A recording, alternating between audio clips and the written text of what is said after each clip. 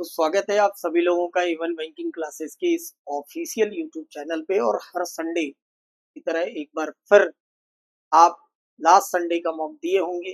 और last Sunday का जो सिलसिला मॉक का कंटिन्यू चल रहा है उसमें हम लोग एक संडे आरआरबी के मॉक आपसे करा रहे हैं और एक संडे आप क्लर्क के मॉक दे रहे हैं, यानी अल्टरनेट संडे पे आरआरबी पीओ का सिलसिला कंटिन्यू चल रहा है, क्योंकि अपकमिंग एग्जाम आरआरबी पे ही डिपेंड है। आपको दिख रहा होगा कि आने वाला एग्जाम जो है पीओ क्लर्क एकदम पाइपलाइन में लगे हुए हैं। तो लास्ट संडे आपने आरआरबी पीओ का मॉक दिया होगा और ये मॉक आप देख रहे हैं। ये मॉक जिन लोगों ने दिया होगा देखा होगा, बड़े ही अच्छे अच्छे क्वेश्चन के सिलसिले आपके सामने पेश किए जाते हैं और आप और भी अच्छे कलाकार कि आप इसको बखूबी तरीके से बेहतरीन अंदाज में सॉल्व करते हैं। सॉल्व करने के बाद आप अपने मार्क्स पाते हैं, एक्यूरेसी का परसेंटेज पाते हैं। और हमारी पूरी टीम, पूरी कोचिंग की तरफ से एक ऐसा सिकंदर भी होता है जो जिसको हम लोग संडे का सिकंदर बोलते हैं, जो टॉप करता है। वो भी आप देखते हैं कि इस भीड़ में जितने भी बच्चे, बहुत सारे बच्चे होते हैं, उनमें टॉपर कौन है, कौन उसी टाइम, उसी लिमिटेशन में, उसी टाइम ड्यूरेशन में कौन ऐसा है जो मैक्सिमम स्कोर गेन भी कर रहा है। हमें वहां तक पहुंचना है, तो बहुत कुछ सीखने को मिलता है। सबसे पहले ये मौका अगर आप लोगों ने दिया होगा तो इसमें जितने भी अच्छे क्वेश्चंस हैं हर संडे में बताता हूं, और इस बार फिर आपके साथ डिस्कशन बहुत जरूरी। सबसे पहले इस मॉक में ये आपको एक बड़ी खूबसूरत सी कैसलेट डीआई देखने को मिली होगी। ठीक, कैसलेट डीआई का फंडा जो लोग पढ़े हैं मुझसे वो अच्छे से जानते होंगे कि कैसलेट डीआई बेटा दो तरीके से बनती है, या तो वेन डायग्राम बेस्ड बनाई जाती है या तो टेबल बेस्ड। अब ये कहोगे सर ये कैसे पता चलेगा, तो ये पढ़ने से पता चलता है। अगर पढ़ने पे लग रहा है कि कोई कॉमन चीजें हैं, कोई हिंदी में पास है, इंग्लिश में भी पास है, दोनों में पास है, या किसी को चाय पसंद है, किसी को कॉफी पसंद है, किसी को दोनों पसंद है। कुछ लोग ऐसे हैं जो शॉप ए से सामान लेते हैं, शॉप बी से लेते हैं, शॉप सी से लेते हैं, तीनों से लेते हैं। अगर इस तरीके से कुछ पढ़ने से लगता है तो उसे वेन डायग्राम से बनाते हैं, अदरवाइज हम लोग इसको टेबल में बनाते हैं। तो ये एक प्यारी सी डीआई आपको देखने को मिली होगी, आपने बनाया होगा, मैं भी बनाता हूँ। कह रहा है आपसे कि 700 total number of employee, 700 total number of employee in 3 company, और कंपनी का नाम दे रखा है ए बी एंड सी। तो ठीक है, जैसा इन्होंने दिया है मैं भी वैसे ही बना लेता हूँ। ए बी सी 3 एम्प्लाई बना लो, 3 कंपनी है, ए, एक, बी और ये सी, ये 3 कंपनी हो। 3 कंपनी में एम्प्लाई है। आगे कह रहा है टोटल एम्प्लाई ए। अब देखो चर्चा आगे मेल और फीमेल की भी दिख रही है आपको, तो एम्प्लाई का मतलब ही होता है मेल प्लस फीमेल। तो एक कॉलम हमें बनाना पड़ेगा मेल का और एक कॉलम बनाना पड़ेगा फीमेल, और एक कॉलम ये लास्ट वाला रहेगा अपने पास टोटल। ठीक है मेरे भाई, ध्यान से समझना, बस ये डिकोड हो गई, बन गई तो सॉल्व हो गई, कुछ भी नहीं है इसमें। इसको मैंने मेल का कॉलम दे दिया, यहाँ मेल बना लीजिए। ठीक, यहाँ फीमेल बना लीजिए और यहाँ हम लोग टोटल लिख लें। अब पढ़ते जाओ, भरते जाओ, बड़े आराम से, कुछ भी नहीं करना। देखो लिखा हुआ है कि total employee in A 8% more than that of C. C से ए 8% ज्यादा है। ये रहा सी और ये रहा ए। सी से ए 8% अगर ज्यादा है तो आप मुझे बताइए, लिख लो पहले, चलो पहले लिख लेते हैं, फिर मैं आपको एक बार पूरा सॉल्व करके बताऊंगा। while the ratio of total imply B to that of A, दो और तीन, B और A का जो रेशियो है, B कह रहा है अगर 2 है तो A के टोटल इम्प्लाई 3। ये रेशियो उन्होंने दे रखा है। ठीक, या इसको मैं यहां से बाहर लिखूं, बाहर लिखता हूं। देखो जरा, इसको बाहर लिख, कलर चेंज करके ताकि आपको कंफ्यूजन। B के टोटल इम्प्लाई ये 2, तो A के टोटल इम्प्लाई इसको बता रहा है ये 3। ये दोनों आपस में कनेक्ट। ठीक, there are ratio of the male employee in A to that of B 10 और 7। मेल एम्प्लाई ए से बी, ए और बी के मेल एम्प्लाई ये 10 हैं, तो ये 7 हैं, ये दोनों आपस में connect. Total female employee A 60% more than total female employee B. B की फीमेल से ए की फीमेल 60% मोर है। बी की फीमेल ये है, 60% होता है 3/5, यानी अगर ये 5 है तो ए की फीमेल उससे 3 ज्यादा, ये 8। सब रेशियो में है, आराम से समझते चलिएगा। Total male employee C 42/6/7, 42 whole 6/7। आपने पढ़ा होगा 14 whole 1/7। 14 whole 1/7 is equal to what? 1/7 होता है बेटा। इसका ये 3 गुना दिख रहा है आपको, 3 गुना, है ना। 14 होल 2/7, 14 होल 2/7 1/7 होता है। इसका ये 3 गुना दिख रहा है, यानी इसकी जो वैल्यू है फ्रैक्शनल वो 3/7। तो आपसे कह रहा है कि टोटल मेल एम्प्लाई सी वो 3/7 मोर है किससे? टोटल मेल एम्प्लाई बी से। अब बी के मेल एम्प्लाई कितने हैं? पहले से हैं 7, 7 पहले से। समझना सब लोग ध्यान से, बड़े प्यार से सब लोग समझना ध्यान से। ये पहले से 7 है, ठीक, ये पहले से 7 है, इससे 3 ज्यादा यानी ये हो जाएंगे 10। अलग से रेशियो लिखने की जरूरत नहीं। तो हमने देखा कि ये दोनों आपस में कनेक्ट है, ये दोनों कनेक्ट है, इसी से ये भी कनेक्ट हो गया और इससे ये कनेक्ट है। ये 2 और 3 एक कलर में दिख रहे हैं, ये कनेक्ट है। ठीक है, मुझे पता था क्वेश्चन की पहली लाइन में लिखा था कि टोटल जो एम्प्लाई है ए बी सी मिलाकर वो टोटल कितने हैं? 700। अब देखो इसको कैसे डिकोड करेंगे। आप मुझे एक बात बताइए, ये वैल्यू इससे 8% ज्यादा है, दिख रही है आपको? 8% की फ्रैक्शनल वैल्यू अगर बनाएंगे तो 8/100 करने के बाद 2 बटा कितनी होगी? 25। 2/25। तो आप कहिए कि सर ये अगर 25 है तो 2 ज्यादा, यानी ये कितने? 27।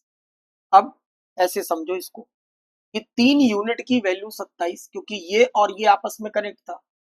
3 यूनिट अगर 27 हो रहा है, 1 यूनिट 9 3 27, तो 2 यूनिट ये कितना होगा? 18 होगा। सब रेशियो रेशियो का खेल है, रेशियो रेशियो से लगाना है। यानी ये हो गए 27, ये हो गए 18, ये हो गए 25। ए बी सी के इम्प्लाई, ए बी सी तीनों के इम्प्लाई का ये टोटल है। अगर हम इसको जोड़ें टोटल इम्प्लाई को तो जरा देखो, 8 और 7 15, 5 20 हो रहा है, ठीक। 2 2 4 5 2 7, यानी 70 यूनिट की वैल्यू आप कह सकते हैं कितनी है? Total imply 700। 70 यूनिट अगर 700 है, एक यूनिट 10 होगा। जब एक यूनिट 10 होगा मेरी भाई, तो जरा देखो ये क्या क्या बन के आएगा। एक यूनिट 10 होने से टोटल इम्प्लाई, यहाँ के टोटल इम्प्लाई कितने हो जाएंगे? 270। ये कितना हो जाएगा? 180। ये कितना हो जाएगा? 250। ये कितना हो जाएगा? 250। बस।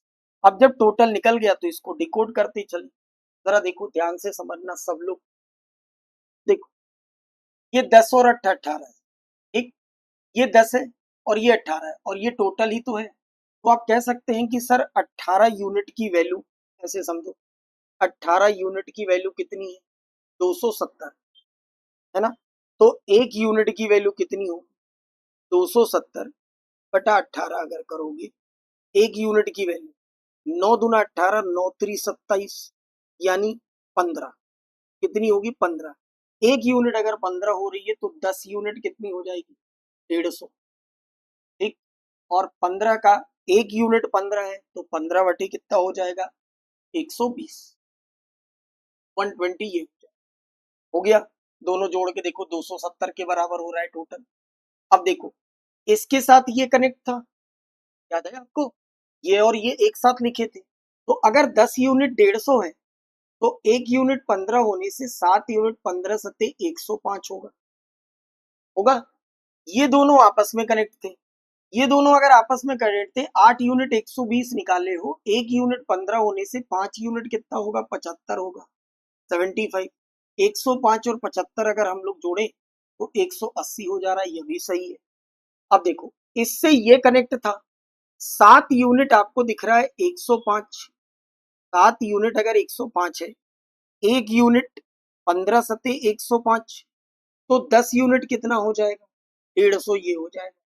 अब देखो 150 मेल है, 250 ये टोटल है, तो इसका मतलब फीमेल कितनी हो जाएगी? 100।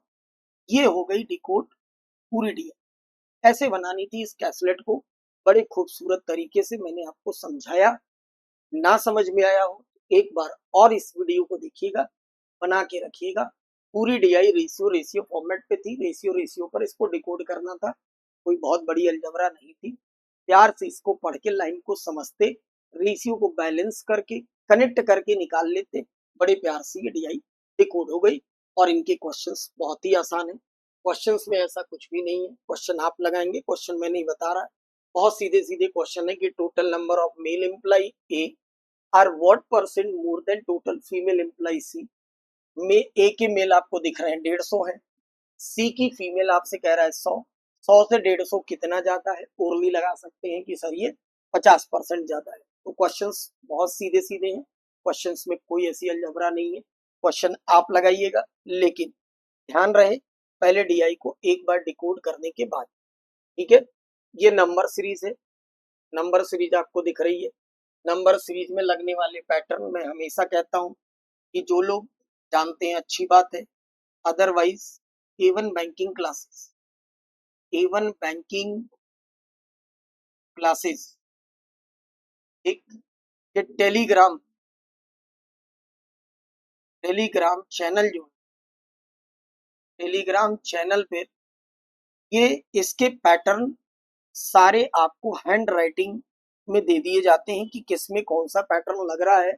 आप उसको देखकर सीख सकते हैं और उस पैटर्न को याद रख सकते हैं। आप लिख के देने का सेंस यही होता है कि आप उसको याद रखें। नंबर सीरीज में डिफरेंट टाइप्स के पैटर्न्स लगते हैं और सोच पे डिपेंड करती है, तो आपको पैटर्न दे दिया जाता है रीजनिंग के नोट्स के साथ। ठीक, आगे बढ़ते हैं जरा। आगे इसमें और क्या था देखो, यहाँ से क्वेश्चन नंबर 17। ठीक, आओ क्वेश्चन नंबर 17 देखते हैं क्या है। 17 नंबर क्वेश्चन आपकी स्क्रीन पे। 17 नंबर कह रहा है the amount invested by P and Q R in the ratio 2:3। P और क्यू ने जो पैसा इन्वेस्टमेंट किया है वो 2 और 3 के अनुपात में है। ठीक है, बहुत अच्छी बात। Amount invested by P and R, P से आर का जो रेशियो है वो 5 और 7, पी से आर का रेशियो 5:7। कह रहा है कि if the profit earned by P at the end of year is 76 rupees. Eight the end of year का मतलब होता है 1 साल। 1 साल के बाद मैं आपको एक बात अपनी ओर से बताना चाहता हूँ, क्लास में ही बता रखा हूँ, शायद आप भूल गए होंगे कि अगर सबका टाइम ऑफ पीरियड सेम होता है, सारे इन्वेस्टर के टाइम ऑफ पीरियड अगर सेम होते हैं, तो जो कैपिटल का रेशियो होता है वही प्रॉफिट का रेशियो होता है। अगर इतनी सी बात हमें पता हो तो कॉमन रेशियो को बराबर करने के लिए बेटा ये 10 हो जाएगा, 5 से करोगे ये 15 हो जाएगा, और 2 से नीचे यानी 5 से ऊपर करना है, 2 से नीचे मल्टीप्लाई करना है, तो ही ये कॉमन रेशियो बराबर होगा। 2 से करोगे तो ये हो जाएगा 14। और आपसे क्वेश्चन में उसने ये बोला है कि profit earned by P at the end of is 76 rupees less than R. P का जो प्रॉफिट है वो आर से 76 लेस है। 4 यूनिट की वैल्यू 76 रुपीज दे रखा है, 1 यूनिट की वैल्यू 19 चौके 76, 19 हो जाएगी। इसकी वजह से आपसे पूछा है profit earned by Q. Profit earned by Q पूछ रहा है और क्यू का प्रॉफिट आपको दिख रहा होगा 15 यूनिट। तो 15 यूनिट की वैल्यू 15 गुणे 19 करना, 15 नवा 135 हो जाएगा। एक 13 कैरी 15 में 13 जोड़ देंगे तो हो जाएगा ये 28। ठीक, 285 इस सवाल का जवाब था। कुछ भी नहीं करना था, बच्चों की तरह लगा लेना था। पीओ का पेपर जरूर था बट आरआरबी पीओ इतना भी मुश्किल नहीं कि हम इसे ना कर सकते। ठीक हो गई बात। चलिए आगे बढ़ते हैं। क्वेश्चन नंबर 18 में 18 नंबर क्वेश्चन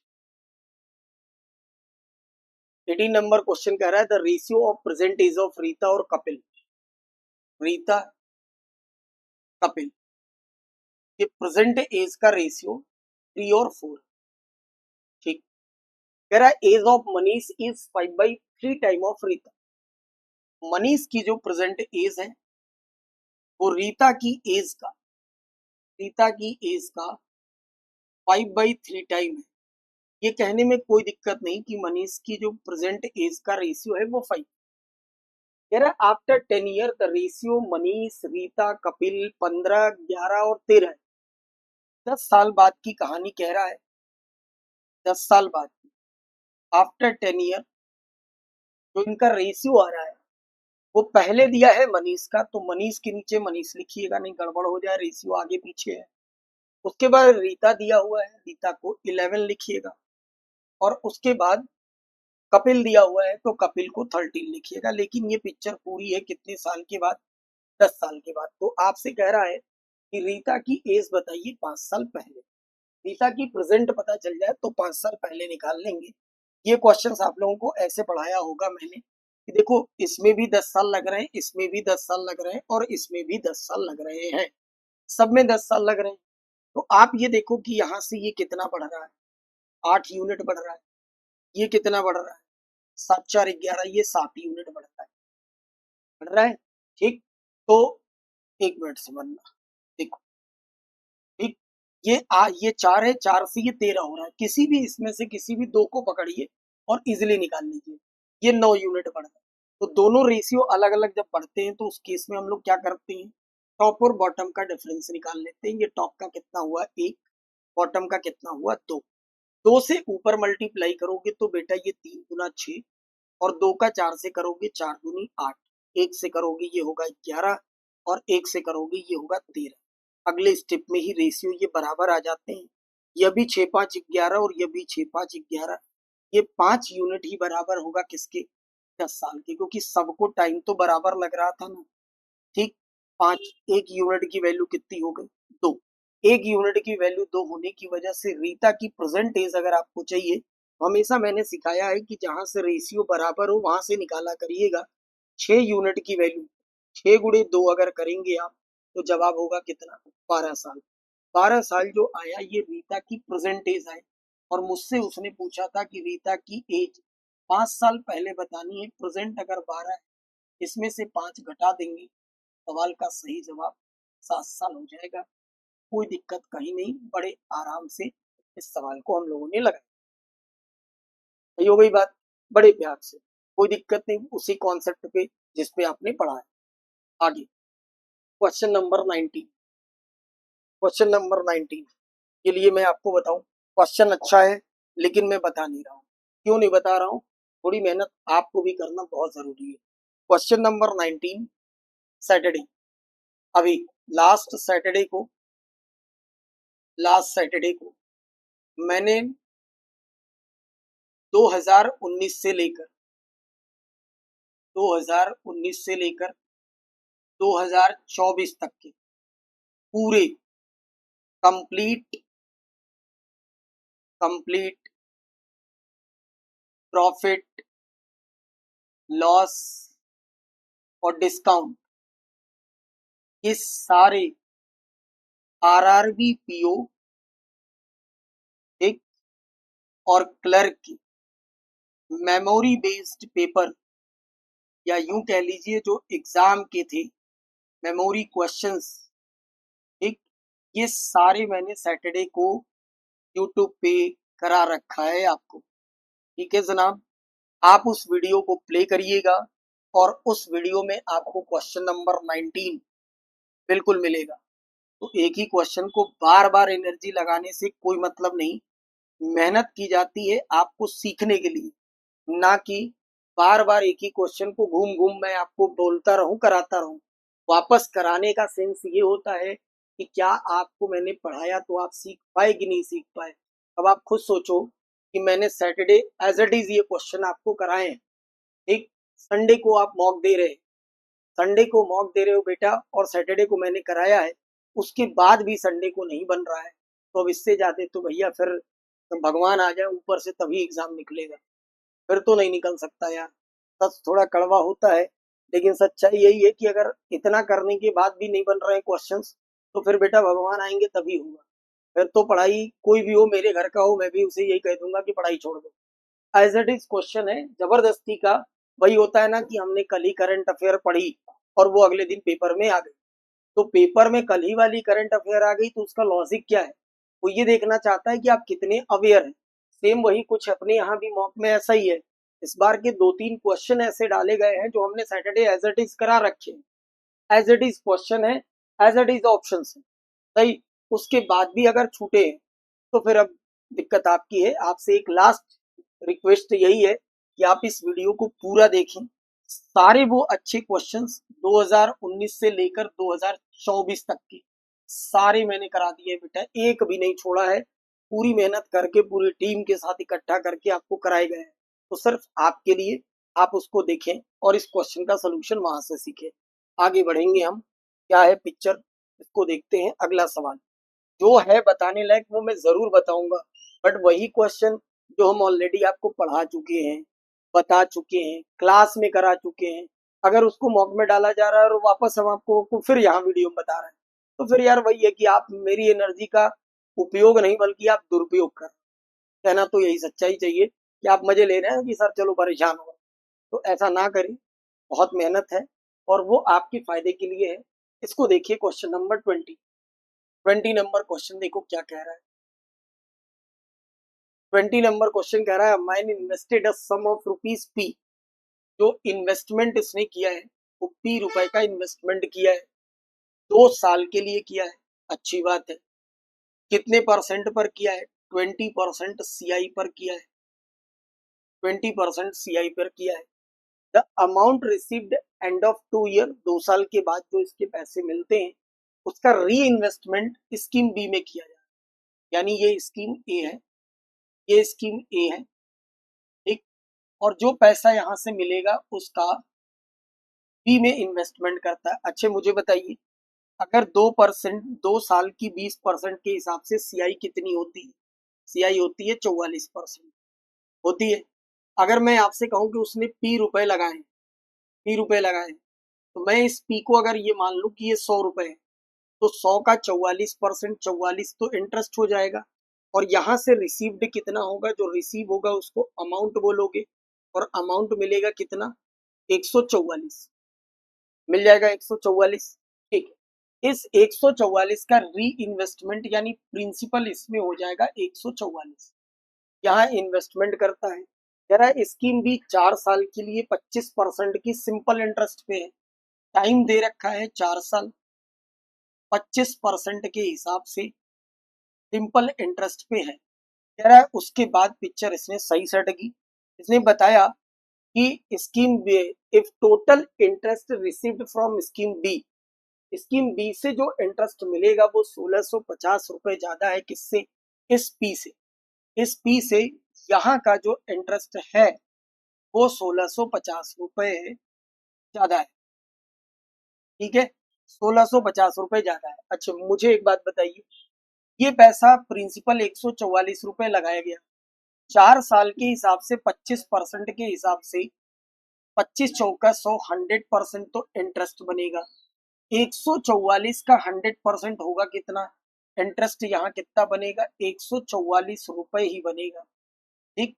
ये वाला 144, इस वाले पी की वैल्यू, पी से ये ज्यादा है, जबकि पी को मैंने क्या मान लिया है? 100। यानी इस 100 से, पकड़ना लॉजिक, बड़ा ही अच्छा सवाल। इस 100 से ये 144, ये देख पा रहे हैं आप, ये 144 इसका वाला इंटरेस्ट, ये कितना ज्यादा है? आप कहोगे सर ये 100 से ये 144, 44 ज्यादा है। यानी 44 की वैल्यू कितनी है हमारे पास? 1650। आपको पी की वैल्यू निकालनी थी और पी को आपने 100 मान रखा है, तो 100 की वैल्यू निकाल लीजिए। 100 इंटू 1650 डिवाइडेड बाई 44। बड़े प्यार से 11 के पहाड़े से 4 बार, 11 के पहाड़े से 1 बार, 11 के पहाड़े से 5 बार, और ये हो जाएगा 0।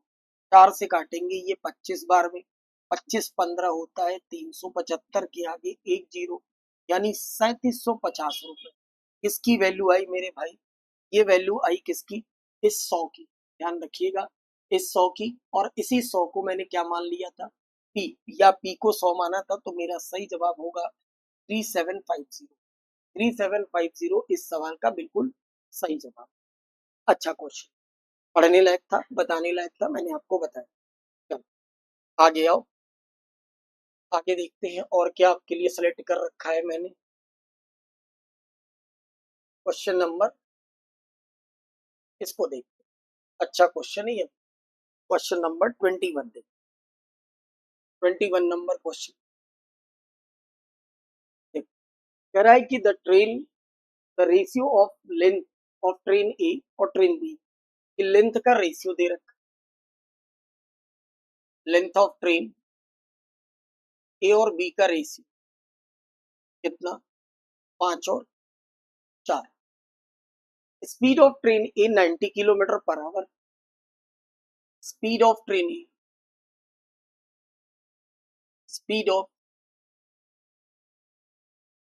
ट्रेन ए, ये कह रहा है 90 किलोमीटर पर आवर। तो मैंने कहा एक काम करो टीकू भैया कि 90 गुणे 5/18, 18 पचे 90, इसको कहो 25 मीटर पर सेकंड। ये आदत सी है, ट्रेन की स्पीड किलोमीटर पर आवर में क्वेश्चन देता है और हम भारतीयों का ये फर्ज बनता है कि उसको मीटर पर सेकंड में बना। ठीक, ये हमने बना लिया। आगे आपसे कह रहा है कि train A cross a pole in 12 second. Logic पकड़, जब भी कोई ट्रेन किसी पोल को क्रॉस करती है तो ऑलवेज डिस्टेंस की जगह पर बेटा रखते हैं हम लोग क्या, लेंथ ऑफ ट्रेन। ठीक, डिस्टेंस की जगह पर क्या रखते हैं, length of train. Speed is equal to distance upon time में डिस्टेंस की जगह पर रखा जाता है लेंथ ऑफ ट्रेन। टाइम वो आपको बता रहा है कि खंबे को पार करने में 12 सेकंड लगेंगे और स्पीड आपके पास अवेलेबल है 25। तो अगर स्पीड इंटू टाइम करोगे तो निकलेगा क्या, लेंथ ऑफ ट्रेन ए। ए की लेंथ ऑफ ट्रेन कैसे निकलेगा, 25 इंटू 12 से। 25 इंटू 12 का मतलब ये कि 12 बचे हो जाएगा 60, 6 12 दूना 24 और 6 हो जाएगा 30। ठीक, 300 मीटर। 300 मीटर क्या आया, लेंथ ऑफ ट्रेन ए, और हमारे पास ये रेशियो था। तो हम कह सकते हैं कि सर 5 यूनिट की वैल्यू 300 मीटर, 1 यूनिट 60 होने की वजह से 4 यूनिट। बड़ा प्यारा सवाल, बहुत प्यारे सवाल, आंसर आपको बताऊंगा 240। ये दोनों लेंथ की ट्रेन भी हमारे पास निकल गई। ठीक, आगे देखो, कह रहा है ट्रेन बी क्रॉस ट्रेन ए। जब ट्रेन बी ट्रेन ए को क्रॉस करेगी, यानी जब ट्रेन ट्रेन को क्रॉस करती है तो क्या कह रहा है, 36 सेकंड लगते हैं while running in same direction. Direction जब सेम होती है और ट्रेन ट्रेन को क्रॉस करती है, और ध्यान से समझना, अच्छा क्वेश्चन। जब ट्रेन ट्रेन को क्रॉस करती है तो हमेशा क्या रखते हैं, डायरेक्शन सेम होने पर स्पीड के उनके बीच का डिफरेंस ऊपर, दोनों की लेंथ को ऐड करते हैं और नीचे रखते हैं टाइम। सब बता रखा है, कॉपी उठाएंगे सब याद आ जाएगा आपको ये। अब देखो, पहले वाली ट्रेन की हमारे पास स्पीड तो है, कितनी है, 25। दूसरे वाले की मुझे पता नहीं। ठीक, दूसरे वाले की मुझे पता नहीं, इसको मैं S2 लिख देता, कोई दिक्कत नहीं। दोनों की लेंथ का सम करना है। दोनों की लेंथ का ये सम है 300 और 240, कितना हो जाएगा, 540। सही, और कितना समय लग रहा है, तेरा 36 सेकंड का वक्त लगता है। 36 सेकंड आपने नीचे रखा दिया, इसको आपने 9 के भाड़े से 9 छके 54 और 9 चौकी 36। ठीक, 15। ये क्या आया जरा समझना, 25 माइनस S2 बराबर 15 आया। तो S2 की वैल्यू, S2 की वैल्यू ये इधर जाएगा और ये आके घट जाएगा। तो 25 में से 15 हटाओगे, 10 meter per second. This is the speed of train B, speed of train B in meter per second. Right, आगे इसने बोला then find the time taken by train B to cross 400 meter long platform. 400 meter लंबे platform को अगर train B cross करती है तो चीकू भैया देखना जरा, कितना बढ़िया सवाल ये, मतलब गजब का सवाल है यार चीकू भाई। कितना पूरा चैप्टर ही तब से चल रहा है, लगे जा रहा है लगे जा रहा है। देखो, कह रहा है बताओ वो ट्रेन भी 400 मीटर प्लेटफॉर्म को कितनी देर में क्रॉस करेगी। अब आपको टाइम बताना है ट्रेन बी का, कितना लंबा प्लेटफॉर्म है। जब भी कोई ट्रेन किसी प्लेटफॉर्म को पार करती है तो length of train plus length of platform, train B की लंबाई कितनी है, दिख रहा है 240। ठीक, प्लेटफॉर्म कितना लंबा है, तो आपने कहा सर 400 मीटर। किस स्पीड से पार करेगी, 10 की स्पीड से पार करेगी। तो ये कहने में कोई दिक्कत नहीं, 4 दूना 4 और 2 6, 640 बटा 10। आप कह सकते हैं कि सर इसको पार करेगी 64 सेकंड में। क्या ही कहूँ चीकू भैया, इतना प्यारा ये सवाल। मतलब एक ट्रेन आई, फिर दूसरी ट्रेन आई, फिर दोनों ने एक दूसरे को पार किया, फिर भी एक को रहा नहीं गया तो उसने प्लेटफॉर्म को पार कर दिया। सब कर करा के इतना पूरा चैप्टर ही चला एक चक्कर बढ़िया, रिलेटिव स्पीड भी, रेशियो भी, सब कुछ दे रखा है इस सवाल में। लवली, ऐसे सवालों को कहता हूँ this is exam oriented question. नस ढीला कर दे खोपड़ी की, अगर कॉन्सेप्ट लूज हो तो ये कतई ना लगे एग्जाम में। आप भाई कॉपी उठाइएगा, मैंने पूरी कोशिश की है आपको बेहतरीन तरीके से एक एक बात बताने की, रिवीजन और इस सवाल को खोपड़ी में बैठाना है, किसी भी तरह खोपड़ी में बैठाना है, ये ध्यान रहे। चलिए आगे बढ़ते हैं बेटा। अगला सवाल क्या है, 22 number question, boat and stream. 22 number सवाल, आओ देखो। अब boat travel in up stream, up stream में नाव चलती है। If the speed of boat in upstream is decreased by 40%, then it is equal to the speed of current। बात को समझ, कह रहा है कि अगर नाव की चाल अपस्ट्रीम में 40% घटा दी जाए, यानी पहले से, जिसको हम लोग इनिशियल बोलते, इनिशियल अप स्ट्रीम की स्पीड उसकी कितनी थी, 40% का मतलब 2/5, पहले से 5 थी, पहले से 5 थी।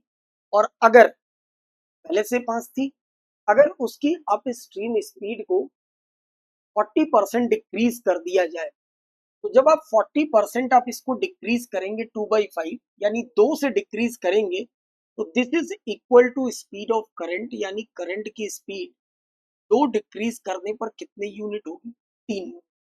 अगर 3 यूनिट होगी मेरी, तो जरा मुझे बताओ कि उस बोट की स्टिल वाटर स्पीड कितनी होगी। अप स्ट्रीम 5 है, करंट 3, अप स्ट्रीम 5 है, करंट 3, यानी क्या होता है कि स्टिल वाटर में से करंट घटाने पर अप स्ट्रीम बनता है, यानी अप स्ट्रीम के बाद ये स्टिल कितनी हो जाएगी, 8। और अगर मैं आपसे कहूं कि डाउन स्ट्रीम कितनी होगी, तो स्टिल अगर 8 है, करंट अगर 3 है, तो डाउन स्ट्रीम कितनी होगी, 11। अब आगे पढ़ लो क्वेश्चन को। कह रहा है speed of boat in still water is, speed of boat in still water is given as 240 kilometre per hour. ये हमारे पास speed of boat still water 8 unit की वैल्यू 240 किलोमीटर प्रति घंटे दे रखी है। दिस इज 30, मल्टीप्लाई करेंगे 30 हो जाएगा, 8 तरीके 24। कह रहा है find the up stream speed of boat. Up stream speed of boat का मतलब ये 5 यूनिट की वैल्यू आपको बतानी है। 1 यूनिट 30 होने से 5 यूनिट की वैल्यू कितनी आ जाएगी, 150, 150 किलोमीटर पर आवर इस सवाल का सही जवाब आया समझ में, बड़े प्यार से 150। ठीक, आगे आओ। क्वेश्चन नंबर 23, क्वेश्चन नंबर 23 के लिए देखना है Saturday 3 PM one shot show, one shot show channel पे पड़ा है, बड़े आराम से देखेंगे। ये क्वेश्चन भी वहीं से एज इट इज क्वेश्चन, ठीक, वहां से आप इसका सोल्यूशन थोड़ी मेहनत करिए। ठीक, इसको देखेंगे आप। अब आओ यहाँ क्वेश्चन नंबर 24 देखिए। ठीक, 24 नंबर क्वेश्चन, 24 नंबर कह रहा है कि A can complete 60% work in 9 days. ऐसे क्वेश्चन एम एंड वर्क की शुरुआत में मैंने करा। ए जो है पूरा काम नहीं, 60% काम को करता है 9 दिन। इसका मतलब पूरा काम सर होता है 100% और 100% काम को करेगा इंटू 9/60 कितने दिन में। अब अगर हम इसको सॉल्व करें 20 से 5 बार में, 20 से ये 3 बार में, 3 से ये 3 बार में, यानी पूरे काम को करेगा 15 दिन। ठीक, पर लिखा है ए एंड बी टुगेदर, दोनों मिलकर can complete 20%। A and B दोनों मिलकर 20% वर्क को कंप्लीट करते हैं 7/4 डेज। 7/4 डेज 20% का मतलब क्या हुआ, 100% अगर इनसे कराना है तो 100 इंटू 7/4, ठीक, इंटू कितना होगा 20, दिस इज 35/4 डेज में कंप्लीट कर। कह रहा है बताइए अगर बी को अकेला काम करना हो तो कितने दिन लगेंगे। ठीक है, कोई दिक्कत हमें नहीं, बड़े आराम से हम इस बात को समझ सकते हैं कि हमें कैसे लगाना है, सब कुछ अवेलेबल है। ए कर सकता है पूरे काम को 15 दिन में, और ए और बी मिलकर उस काम को कर सकते हैं 35/4 दिन। ए और बी दोनों मिलकर उस काम को कर सकते हैं 15 दिन में, ए अकेला कर सकता है 15 दिन में, जबकि ए और बी दोनों मिलकर उस काम को कर सकते हैं 35 दिन में। एलसीएम लेना है, एक फ्रैक्शन में है एक नंबर में, एलसीएम कैसे लेंगे। देखो जब भी ऐसे आड़े तिरछे मुझे करना हो तो मैं तो यार आपको ना यूं बता दूं, मतलब मुझे छापना नहीं है ना, मुझे आपको सिखाना है। 35, 15 और 35 का मुझे एलसीएम लेना है। नंबर बड़े हैं, याद नहीं आ रहा है, कोई दिक्कत।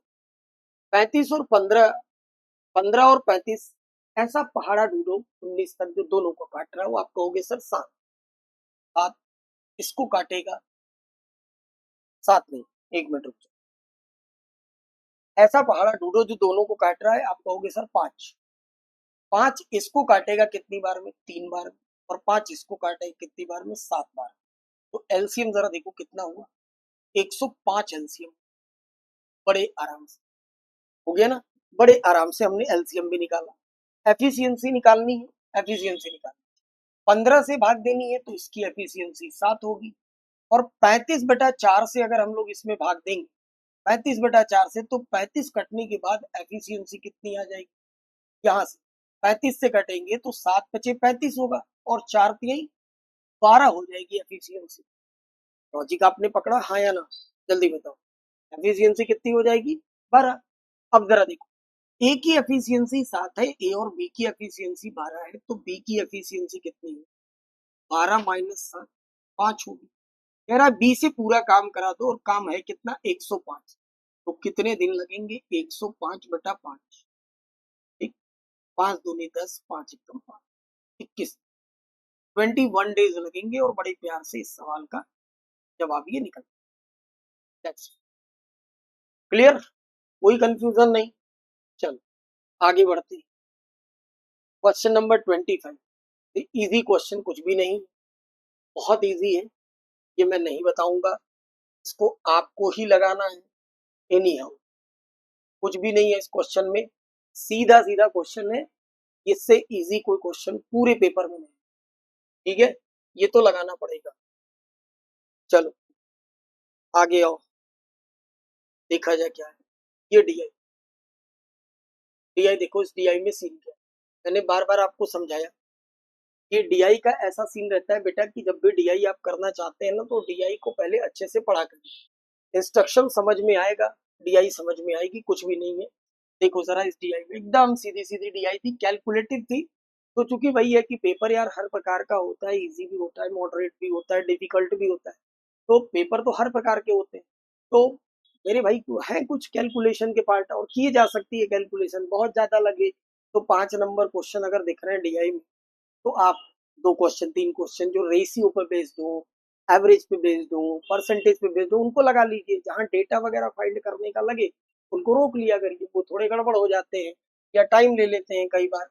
देखो इंस्ट्रक्शन को पढ़ो जरा कि इंस्ट्रक्शन में लिखा क्या है, इंस्ट्रक्शन पढ़ लो, डीआई बिल्कुल क्लियर हो जाएगी, कोई दिक्कत नहीं है, सीधी सीधी डीआई। कह रहा है 26 से 30 तक आपको डीआई दी गई है, जो टेबल आपको दिख रहा है वो total number of people visited 4 different national park का है। कह रहा है read the following table carefully and answer the questions given below.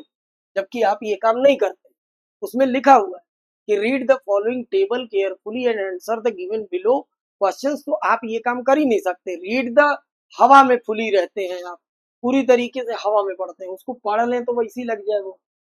Carefully कहाँ पढ़ते हैं आप, केयरफुली थोड़ी ना शरीर रहती है यहाँ, दिमाग तो टपरी पड़ा रहता है चाय के। देखो यहाँ ध्यान से क्या लिखा हुआ है, ये total number of people visited, ये टोटल पीपुल है। अब पीपुल का मतलब मेल भी हो सकते हैं, फीमेल भी होंगी, इसमें चिल्ड्रन भी हो सकते हैं। कैसे पता चल रहा है, परसेंटेज ऑफ चिल्ड्रन यहाँ दे रखा है, ठीक, और परसेंटेज ऑफ फीमेल यहाँ दे रखा है, तो मेल कितने होंगे भैया, 2400 लोग नेशनल पार्क पी को विजिट कर रहे हैं, उसमें 10% चिल्ड्रन है, 30% मेल है, तो फीमेल कितनी होगी भाई? बच्चे आएंगे कहाँ से, फीमेल नहीं होंगी तो यार, समझते क्यों नहीं बात को।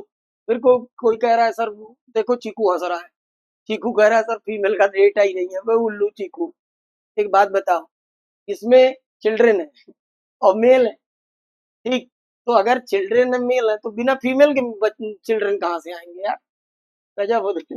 हाँ तो रहा है, देख रहे हो इसको तुम लोग यार, ये चिल्ड्रन हो गए, ये मेल हो गए, तो फीमेल अगर चाहिए आपको तो ये 10%, ये 30%, तो 30 10 40 हुआ, तो ये कितने हो जाएगी, 60 हो जाएंगी, है ना, ये 60 हो गई।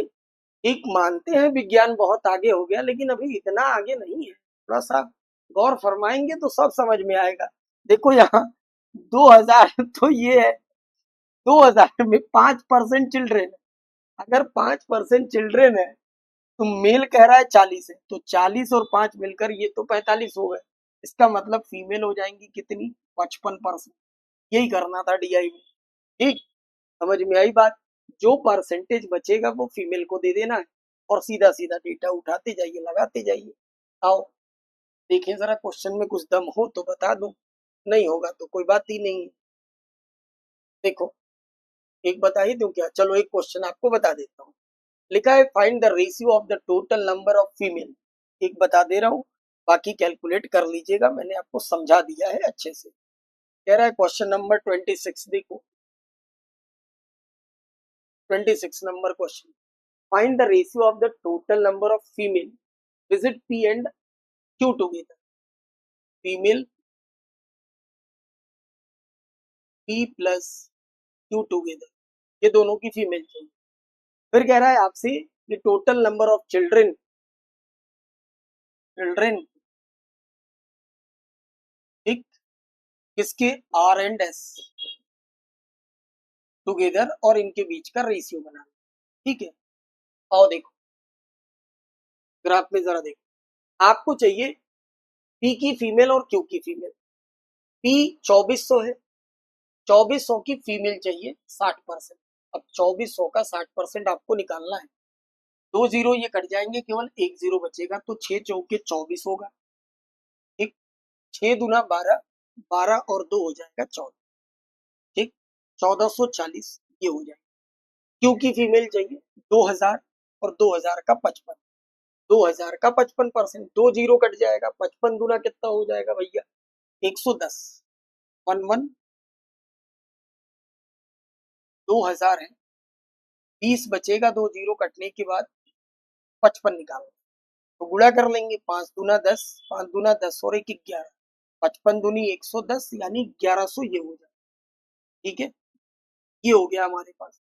फिर उसने बोला चिल्ड्रन बताइए, ठीक, चिल्ड्रन बताने किसके, आर और एस की। अब देखो आर क्या है, ये है 4500, 4500 चिल्ड्रन 15%, तो देखो जब परसेंट यहाँ है, ये 2 जीरो कट जाएंगे, केवल 15 से 45 में गुणा कर लो, 15 बचे कितना हो जाएगा 75, 7 कैरी, 15 चौके 60 और 6 हो जाएगा 67, प्लस एस के चिल्ड्रन और चाहिए, 6000 का 20% निकाल लो, 2 जीरो कटने के बाद 6 दूना 1200 ये हो जाएगा। अब इसको जोड़ लो, 5, ये कितना हो रहा है 7, 12 और 6 हो जाएगा 18, ठीक, इधर जोड़ लो, 0, 5, ठीक, 5 और ये हो गया 2, हो गया 25 50 हो जाएगा। 25 50 के बाद 18 75 काट लो, किसी पहाड़े वहाड़े से कट रहा है, 5 से कट जाएगा। 5 पचे 25, ठीक, 5 एकम 5 और 10, ये काट लो 5 से। 5 तिहाई 15, 3 जाएगा तो 37, 5 सते 35, 5 पचे 25, 510, 375, 510 375 नहीं, 508 375 है ऑप्शन में। आप देख लेना, इसमें कहीं कैलकुलेशन मिस्टेक हुई होगी, एक बार आप चेक कर लेना, करना ऐसे ही है ना, यही कहीं गड़बड़ हुआ होगा, एक बार इसको चेक कर लेना आप लोग। ठीक है बेटा, इसको चेक कर लेना, डेटा उठाना है और सीधा सीधा लगा लेना, इसमें कुछ भी नहीं है। आगे मैं एक बार और क्रॉस चेक कर लूँ। Find the average number of mail visit S and P, ये भी बन जाएगा। Total number of female visit S is what percent of the total number of mail visit Q, ठीक है, ये भी बन जाएगा, कोई दिक्कत नहीं है ना, बन जाएंगे सीधे सीधे क्वेश्चन है, मैंने पूरा डिकोड आपको करके दे दिया है, ये बन जाएंगे, कहीं कोई दिक्कत नहीं। आगे आओ देखते हैं इसमें और क्या दे रखा है। चलो ये देखो एक बार, क्वेश्चन नंबर 31, देखो 31 number question. A milkman mixed 5 plus 30 liter of water 150 liter of milk, milk की मात्रा 150 लीटर, इसमें कह रहा है ये वाटर मिला देता है कितना, y प्लस 30 लीटर, ये मिला देता है। मिलाने के बाद कह रहा है देन अगेन रिप्लेस, ये मैं आपको समझाऊं, देखो मैंने आपको कई बार बताया है कि then again replace 35 litre of mixture with milk. Replace का मतलब ये होता है कि जितनी क्वांटिटी आपने निकाला उतनी क्वांटिटी आपने वापस से उसमें मिलाई, ठीक।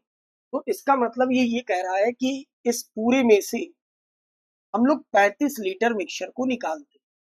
अच्छा क्वेश्चन है, ध्यान से समझना। 35 litre mixture is taken out, 35 litre is mixture is taken out, और वापस से आपने क्या किया है, मिल्क में 35 लीटर आपने मिल्क को मिलाया। जब 35 लीटर मिल्क आप इसमें मिलाते हैं तो कह रहा है कि if the quantity of milk in final mixture is 160 litre, ये जो फाइनल मिक्सचर में मिल्क की क्वांटिटी 160 लीटर आती है, तो वाई की वैल्यू बतानी है। देखो अगर ये रेशियो में होता तो कितना आसान होता, लेकिन हमें ये पता है अकॉर्डिंग टू कॉन्सेप्ट कि सर ये और ये, इन दोनों का अगर ये वेरिएबल ना होता तो रेशियो बनाना आसान होता। इन दोनों का अगर हम रेशियो बनाएंगे तो रेशियो में निकालने के बाद जो बचेगा वो यहाँ पे वही बचेगा जो ऊपर रेशियो होगा, ठीक। और जिस रेशियो में ये दोनों होते हैं उसी रेशियो में ये वाली क्वांटिटी निकलती भी है, और कुछ निकलती नहीं। आप ऐसा समझो, मिल्क शुरू से कितना था, 150, आपने निकाला और निकालने के बाद 35 लीटर मिल्क को मिलाया, मिलाया है, तो मिलाने के बाद ये कितना हो जा रहा है, 160। आप ऐसे समझो कि 150 हमारे पास पहले से था, लॉजिक पकड़ना, देखो इसको लगाने की अप्रोच सीखना। 150 लीटर मिल्क मेरे पास पहले से था, हमने 35 लीटर और मिल्क इसमें मिला दी, अब ये क्वांटिटी कितनी हो गई, 185 लीटर की हो गई। लेकिन कह रहा है बीच में तुमने निकाला भी था, तो निकालने के बाद बच रहा है कितना, 160 बच रहा है। अगर 160 ही बच रहा है, 160 लीटर बच रहा है, यानी 25 लीटर मिल्क निकला है, 25 लीटर मिल्क निकला, समझ लो। ये आपने मिल्क मिलाया, ये आपका मिल्क हुआ टोटल, ये मिल्क मिलाया, और ये इनिशियल मिल्क। 150 पहले से था, 35 मैंने और मिलाया, तो टोटल हुआ कितना, 185। फिर 185 के बाद हमने बीच में कहीं निकाला भी था, तो बच रहा है 160, यानी 25 लीटर मिल्क जो है वो निकाला गया है। जबकि कह रहा है पूरा मिक्सचर निकाला गया है 35, 35 मिक्सचर निकाला गया है, ठीक। इसमें से 25 मिल्क, इसमें से 25 तो मिल्क हमें पता चल गया कि 25 मिल्क है, इसका मतलब कि 10 लीटर क्या निकाला गया है, इसमें वाटर निकाला गया, 10 लीटर वाटर निकाला। अब मैं क्या करूं, मिल्क और वाटर का रेशियो बनाना।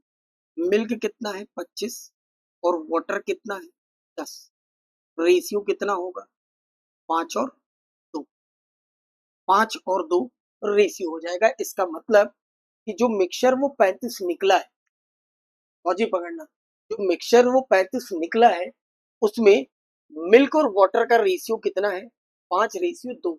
और मिक्सचर हमने निकाला कितने, किसमें से था, इसी में से तो निकाला था, मिक्सचर तो इसी में से निकालेंगे ना, यानी ये कितना हो गया, 5:2 में हो गया। अगर ये 5:2 में हो गया तो आप इसको समझिए, आप कह सकते हैं कि सर 5 यूनिट की वैल्यू 150, 1 यूनिट की वैल्यू कितनी हो जाएगी, 30 हो जाएगी। तो 2 यूनिट की वैल्यू कितनी हो जाएगी मेरे भाई, 2 यूनिट की वैल्यू जब आप 30 से मल्टीप्लाई करेंगे तो आप बताएंगे कि सर इस पूरे की वैल्यू कितनी होगी, 60, 60, 60 लीटर ये पूरे की वैल्यू हो।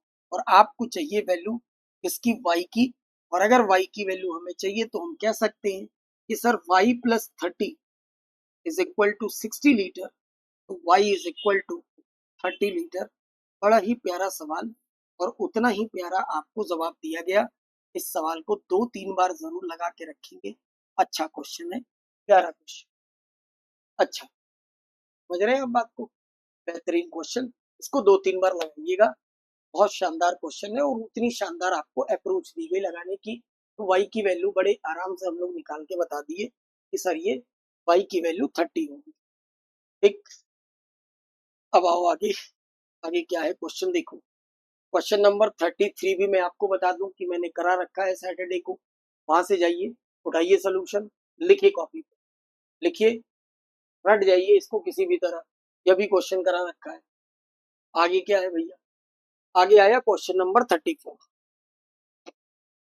देखो 34 नंबर क्वेश्चन कह रहा है ABCD आर 4 कॉन्जिक्यूटिव नंबर, लगातार संख्या है, ना इवन की बात है ना ऑड की बात है, A B C और D ये 4 लगातार संख्या है, ना इवन ना ऑड, सीधा सीधा हमारे पास कह रहा है कि ABCD जो है हमारे पास ये 4 लगातार संख्याएं हैं, पूरी पूरी संख्याओं को इसने दे रखा है। ठीक हो गई बात, चल इसके बाद कह रहा है आपसे कि if the sum of A and C, A और सी का सम ए, ये 124, ये 124 है, तो what is the product of B and D. मैं आपको एक बात बताऊं, बताऊं क्या, बता ही रखा है, याद दिला दूं बस। देखो इन दोनों का सम अगर 124 है, इन दोनों का सम 124 है, और इन दोनों के बीच में एक ही नंबर बीच में आपको दिख रहा है, और ये संख्याएं अगर लगातार संख्याएं होंगी तो ये नंबर बीच का क्या होगा, इनका एवरेज, ए और सी का क्या होगा, एवरेज। अगर मैं क्या करूं, 124 को 2 से डिवाइड कर दूं तो मेरे पास आया 62, और ये 62 क्या है, ये बीच वाली संख्या, अगर ये 62 है और चारों संख्याएं बेटा अगर लगातार थी तो ये कहने में कोई शर्म की बात नहीं कि गुरुजी ये 63 होगी, ये 64 होगा, और ये 61, क्योंकि आप देखिए 61 63 को ऐड करिए 124 होगा। ये नंबर और इस नंबर का अगर सम दिया है, 20 से एक ही नंबर गायब है, तो बीच वाला नंबर आगे पीछे के दोनों के एवरेज लेने से बीच वाला नंबर बड़े प्यार से निकलना, सही। अब उसने हमसे पूछा, उड़ाने लायक सवाल था, 2-3 सेकंड के अंदर, कुछ भी नहीं, आपसे कह रहा है बी और डी, बी और डी का प्रोडक्ट। अच्छा कुछ लोग क्या करेंगे एग्जाम में, प्रोडक्ट का मतलब गुणा और गुणे का मतलब होता है पूरा पूरा गुणा करना, पूरा पूरा गुणा नहीं करते, दिमाग से भी यूज किया जाता है। 4 का किया 2 से, हमें पता है इसका प्रोडक्ट पता नहीं कितना होगा, हम इससे नहीं मतलब है, हमें ये पता है जितना भी होगा 4 दूनी 8 एक यूनिट डिजिट नंबर आएगा, और यूनिट डिजिट नंबर पर एक ही ऑप्शन आपको दिख रहा है ई, 5 के 5 ऑप्शन भरे हुए हैं, कहीं कोई गलती नहीं है, तो बड़े प्यार से आप कह सकते थे कि सर ई ऑप्शन होगा, खेल खत्म, बस इससे ज्यादा क्या लगाना है। हाँ अगर लगाना हो तो मैंने आपको अप्रोच एक बता भी रखी है कि अगर आपको ऑल्टरनेट नंबर्स के मल्टीप्लीकेशन करने हो तो बीच वाले नंबर के स्क्वायर में से एक कम कर देना, तो आपको अल्टरनेट नंबर्स 62 64 का आंसर मिल जाएगा।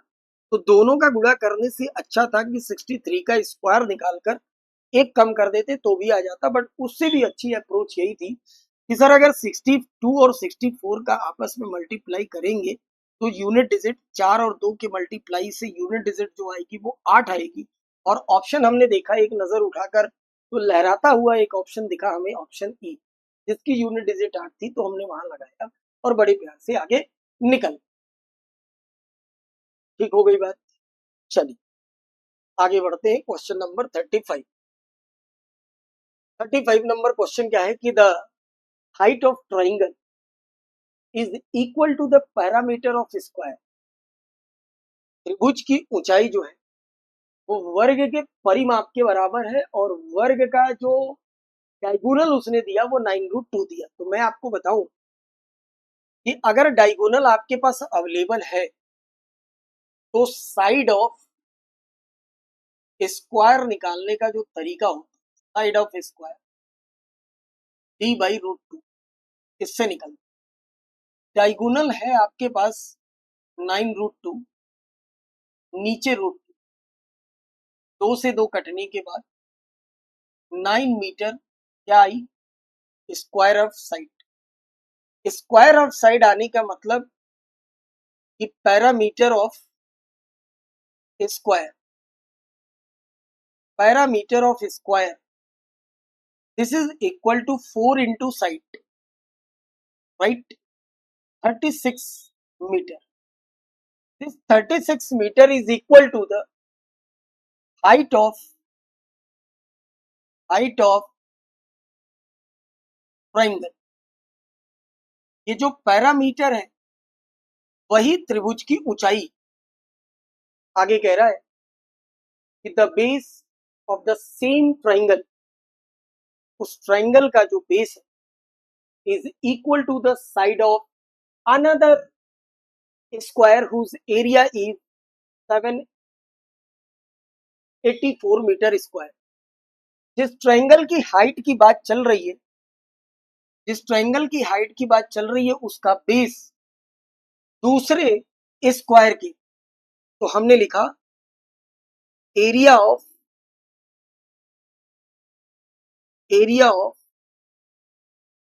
Second square. सही, क्या होता है साइड का square, 784 meter square, 784 meter square. ठीक, तो साइड कितना होगा, साइड इसका निकाल लो रूट, 28 मीटर ये साइड। और ये जो साइड है, कह रहा ये जो साइड है this is equal to the base, यानी ट्राइंगल के बेस कहलाएगा ये, ट्राइंगल का बेस कहलाएगा ये। अब what is the area of triangle.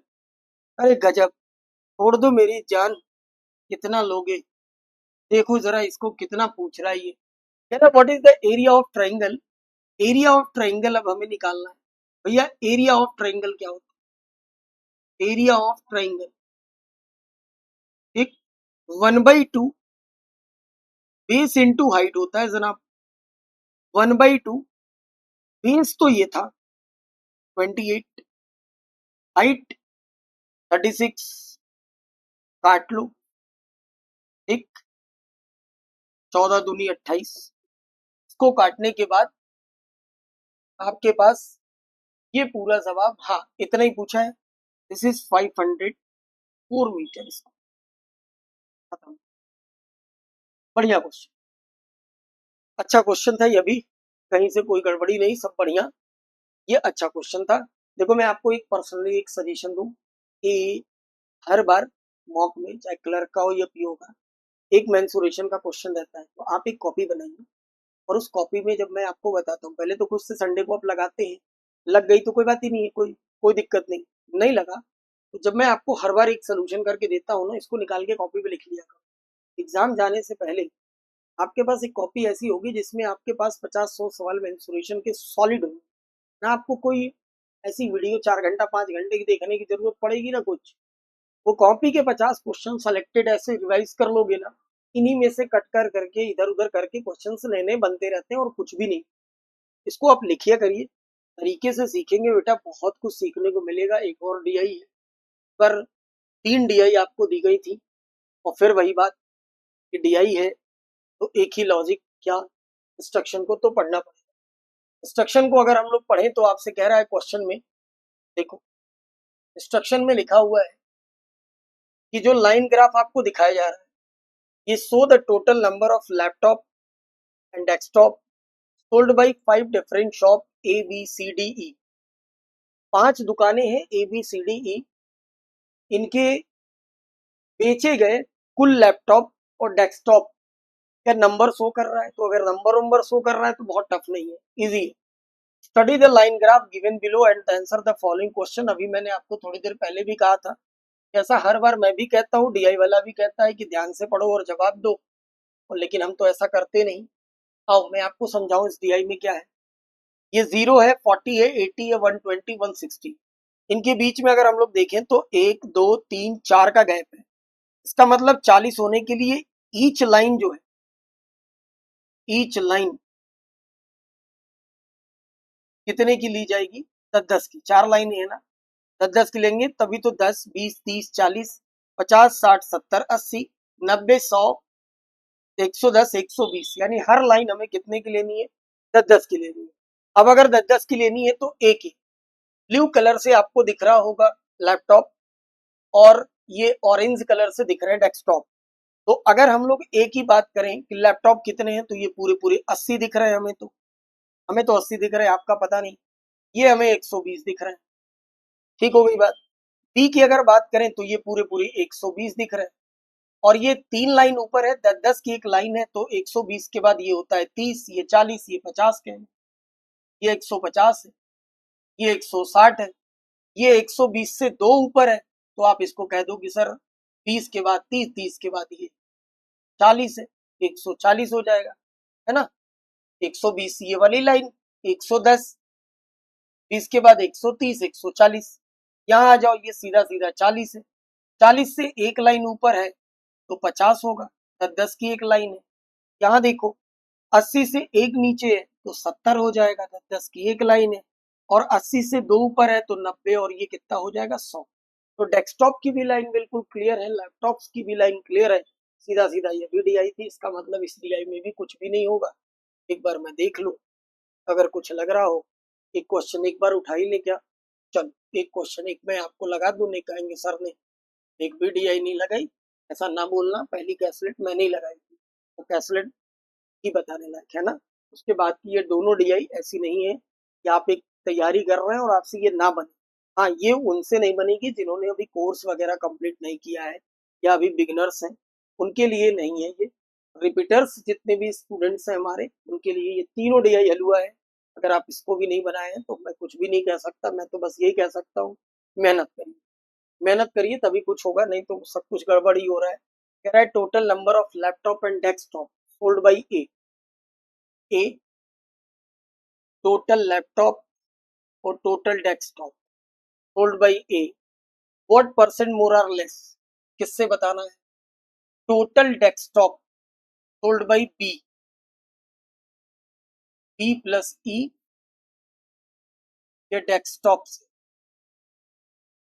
ठीक है। बी और ई के डेस्कटॉप से ए के, ये इससे मोर आर लेस, ये बता। कुछ नहीं करना है, अगर DI डिकोड है तो डेटा उठाइए और लगाइए। आओ देखो, ए के लैपटॉप चाहिए और ए के डेस्कटॉप चाहिए। ए ये है, ए का नीला वाला लैपटॉप है 80, डेस्कटॉप ऑरेंज 120, तो टोटल हो गया 200। बी के डेस्कटॉप चाहिए, बी के डेस्कटॉप ये रहा बी, और बी का डेस्कटॉप है 150। ई का, ई का भी डेस्कटॉप चाहिए भैया, ई का डेस्कटॉप है 100। कितना है ये? 250, ठीक। और आपको बताना है मोर आर लेस, तो दिख ही रहा है लेस है इससे ये। कितना लेस? देखो जरा, 250 से 200 कितना लेस है? 50, 250 इंटू 100, ठीक है भैया।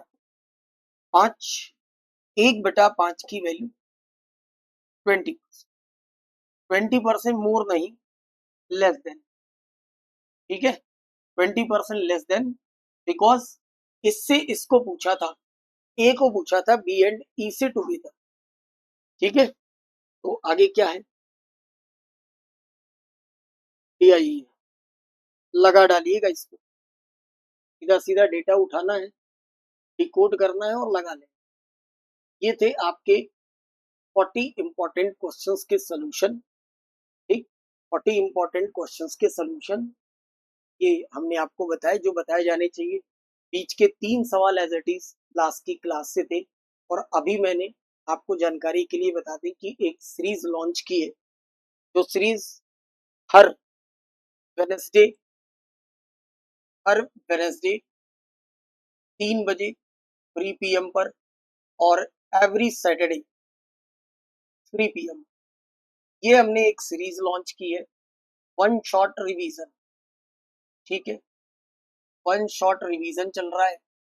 इसमें है क्या, 2019 से लेकर 2019 से लेकर 2000